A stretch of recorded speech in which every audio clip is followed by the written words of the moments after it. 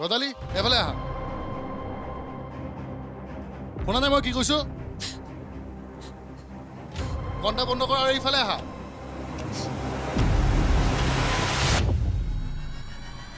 বৰ্ডত আজি তুমি নুবুজালৈকে সূত্ৰবোৰ লিখি থাকিব লাগিব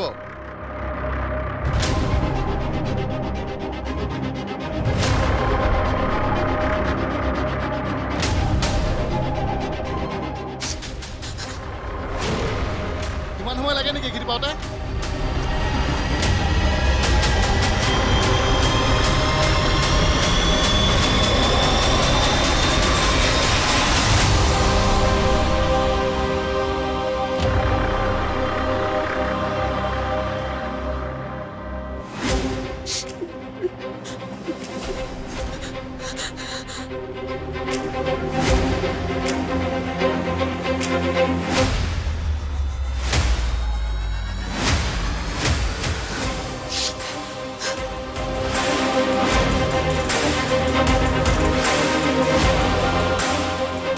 আপোনাৰ ওচৰত শিকিব নোৱাৰিম স্যাৰ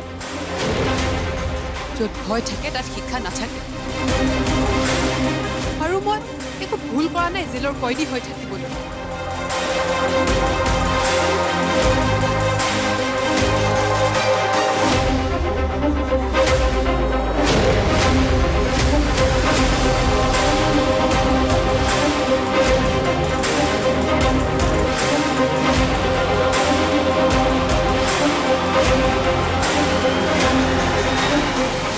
হ'ব দে মাতো আৰু কিমান কান্দি থাকো ন যা তই ভালকৈ হাত মুখ ধুই আহগৈ মই তোলৈ ফুলা ফুলা লুচি আৰু আলু ভাজি বনাম মোৰ গোটেই জীৱনটোৱে বৰবাদ হৈ গ'ল আৰু তুমি লুচি আলু ভাজি খোৱা কথা কৈ আছা সামান্য কথাটোতে তোৰ জীৱন বৰবাদ হৈ গ'ল হে বাদ দে যি হ'ল হ'ল আৰু এইবাৰ মই তোৰ কাৰণে এজন ভাল অংকৰ টিচাৰ বিচাৰি আনিবি হ'ব নহ'ব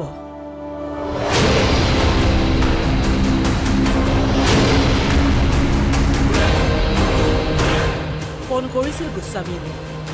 ক'লে তাই অভদ্ৰামীৰ কথা অভদ্ৰামী মাতোৱে কৰা নাই অভদ্ৰামী কৰিছে তেওঁ সকলোৰে সন্মুখত মাতো কেনেদৰে অপমান কৰাৰ অধিকাৰ তেওঁ ক'ত পালে প্ৰত্যেকটো কথাতে আপুনি তেনেকৈ তাইক লাই নিদিবচোন মা গোস্বামী আমাৰ টাউনৰ ভিতৰতে এজন ভাল গণিতৰ শিক্ষক আৰু মই নিশ্চিত তেওঁ যদি কিবা এটা কৈছিল তেনেহ'লে তাইৰ ভালৰ বাবে কৈছিল ঘৰত তুমি মোক যিমান টৰ্চাৰ কৰা সেয়া কি যথেষ্ট নহয় নেকি মা এতিয়া যে আকৌ মাহে মাহে পইচা দি মানুহ লগাবলগীয়া হৈছে মোক অপমান কৰিবলৈ মোক তিৰস্কাৰ কৰিবলৈ মই কি গোটেই জীৱনটো এনেকৈ দুখ লাজ অপমান তিৰস্কাৰে পাই থাকিম নেকি মা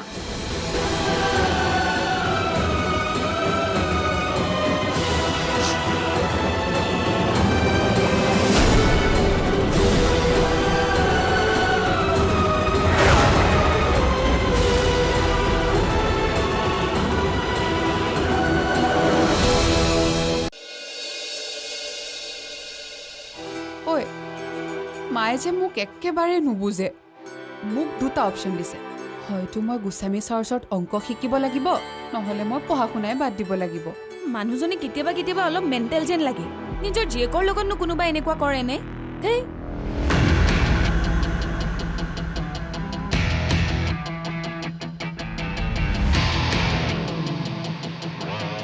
অলপ নহয়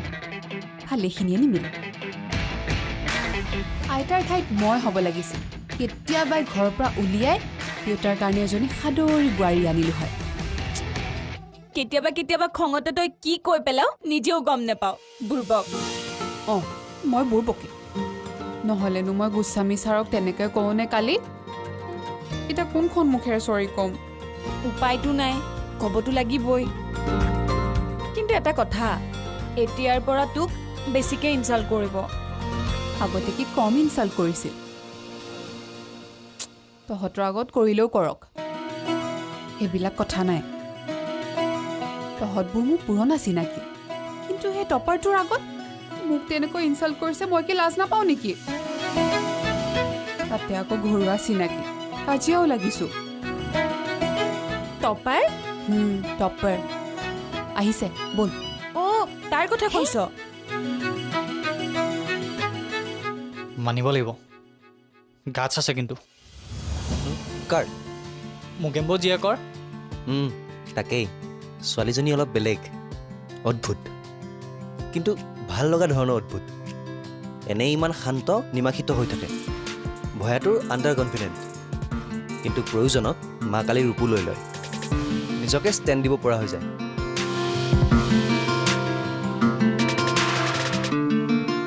কি হ'ল এনেকৈ কি চাই আছ খং কমিলেই মানে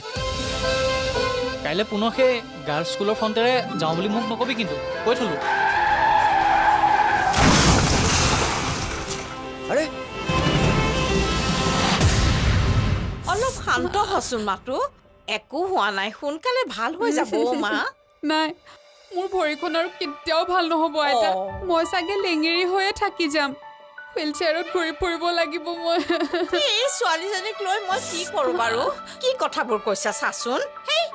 দেউতা ক'ত এতিয়ালৈ কিয় অহা নাই আহিব আহিব মই যতীনক খবৰ দিবলৈ কৈছোঁ তই অলপ ধৈৰ্য ধৰচোন মাতো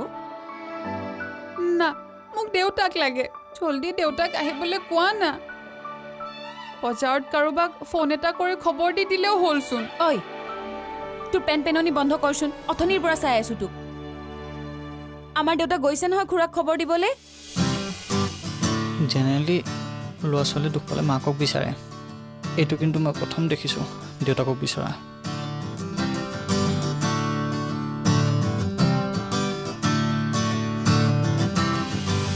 ক'ত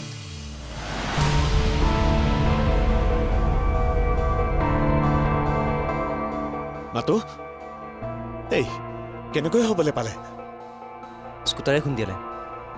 এংকলত হেয়াৰলাইন ফিক্সাৰ হৈছে ছোৱালীজনীৰ এই অৱস্থা আৰু মাক বাপেকৰ কোনো খবৰেই নাই স্কুটাৰে খুন্দিয়ালে এংকলত হেয়াৰলাইন ফিক্সাৰ হৈছে ছোৱালীজনীৰ এই অৱস্থা আৰু মাক বাপেকৰ কোনো খবৰেই নাই দেৱী স্কুলৰ পৰা বেংকলৈ ওলাই গৈছে আৰু মোৰো এটা বিশেষ কাম আছিল এই ল'ৰা দুজন আৰু লীনা নথকা হ'লে যে কি অৱস্থা হ'লহেঁতেন কি হ'ল তোমালোক থিয় হৈ আছা যে বহা নাই নালাগে মহাদেউ হ'ব দেৱীৰ বান্ধৱী পুতেকটো কিন্তু বৰ বুদ্ধিমান ল'ৰা দেই মাতুক লগে লগে চিভিল হস্পিটেললৈ লৈ গ'ল আৰু মোক লৈ যাবলৈ আৰিফক পঠিয়াই দিলে চব কাম ধুনীয়াকৈ মেনেজ কৰিলে বৰ ভাল ল'ৰা জান এই দুইজনেই ভাল আৰু আমাৰ লীলাৱতীটো ভালেই আইতা আপুনি অলপ বেছিকৈ প্ৰশংসা কৰি দিলে মই তেনেকুৱা একো নোহোৱা নুবুজা কাম কৰা নাই নহয় থেংক ইউ প্ৰথম তোমালোক তিনিওজনকে ধন্যবাদ আমাৰ মাতো বহুত লাগি যে তোমালোকৰ নিচিনা বন্ধু লগ পাইছে ল'ৰাজন ভাল হয় মানিছোঁ কিন্তু বন্ধু হোৱা নাই এতিয়াও কিন্তু আমি হ'ম বহুত সোনকালে আমি ভাল বন্ধু হ'ম অনাদিকাললৈ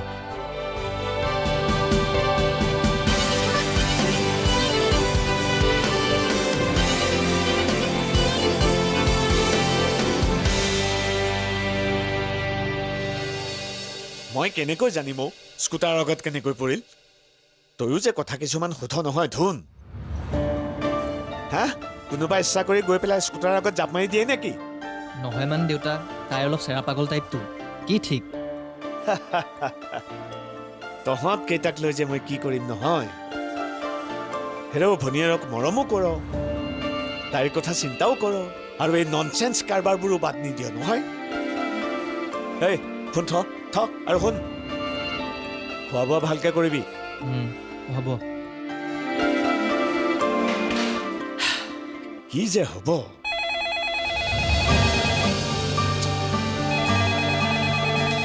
এই আকৌ কি হলো তোৰ কি হ'ল মানে মাত্ৰ বোলে এক্সিডেণ্ট হ'ল তইহে হয় তাই আবেলি টিউচনলৈ গৈছিলে স্কুটাৰে খুন্দিয়ালে বেছিকৈ দুখ পালে নেকি মই আহিব লাগিব নেকি এই গুৰুহাটত অকণমান মুচুকা খাইছে ডক্টৰে বিশেষ চিন্তা কৰিবলগীয়া নাই বুলি কৈছে তথাপিও মই এবাৰ গুৱাহাটীলৈ নি দেখুৱাম বুলি ভাবিছোঁ আৰু হেৰি তই এতিয়া আহিনো কি কৰিবি একেবাৰে বন্ধুতে আহিবি দে তাই কান্দি আছে নেকি আমাৰ আটাইৰে ইমান মৰমৰ মাৰৰ বাদে সেইখিনি আবদাৰটো কৰিবই দেচোন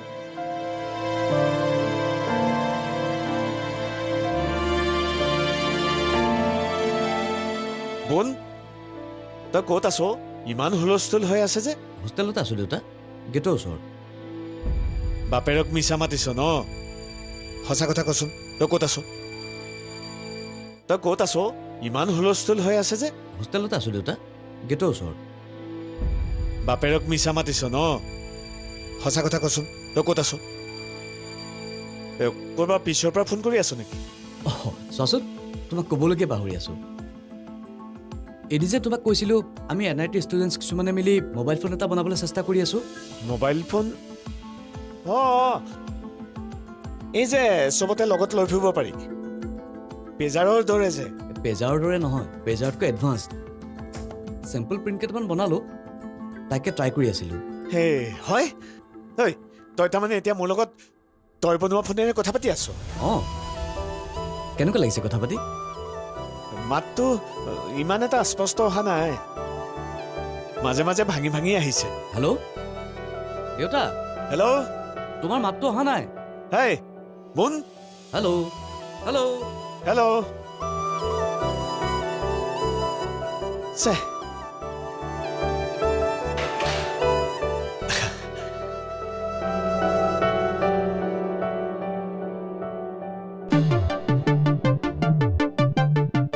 প্ৰব্লেম নম্বৰ 23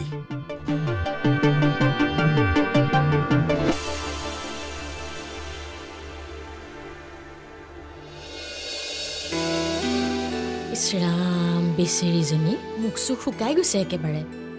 টেনশ্যন নল'বা দেই সোনকালে ভাল হৈ যাব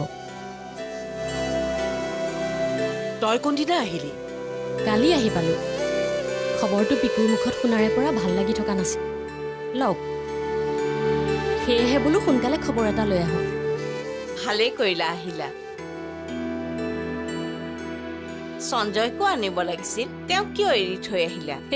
ইছৰাম নক'ব আৰু আমাৰ ছাৰ ভীষণ ব্যস্ত মানুহ অফিচত বোলে কিবা জৰুৰী কাম ওলালে মুম্বাইৰ হেড অফিচৰ পৰা মানুহ আহিছে দেখিছেনে বাৰু এই দেওবাৰৰ দিনটোতো শান্তি নাই কিনো কৰিবা কৰ্মই ধৰ্ম বুজিছা দেবিকা ভিনদেউ ক'ত দেখা নাই যে বজাৰলৈ গৈছে জীয়েকৰ আকৌ বহুত আপডাল নহয় ছাগলী মাংস খাবলৈ মন গৈছে বুলি মেডামৰ আজি কৈছহেনে ছাগলী মাংস বুলি ক'লে আমাৰ পিকুও পাগল নহয় মা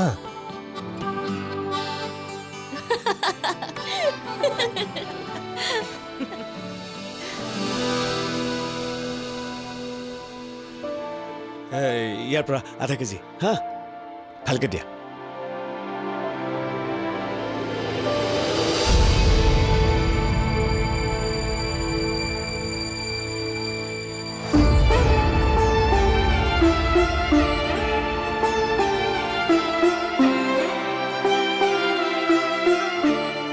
হেৰি ভাইটি